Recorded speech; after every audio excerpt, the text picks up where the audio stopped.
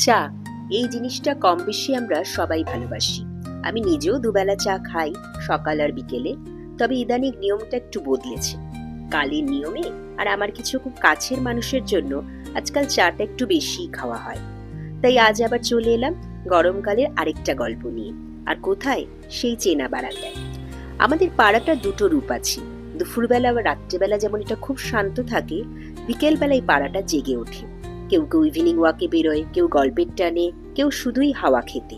এই পাড়াটা তখন হয়ে ওঠে বেশ জমজমাট। রাতের নিস্তব্ধতা যেমন আমার প্রিয়, বিকেলের এই কোলাহল, মানুষের আনাগোনা দেখতেও তেমনই ভালো লাগে। জীবন চলছে, এই অনুভূতিটা টের পাই।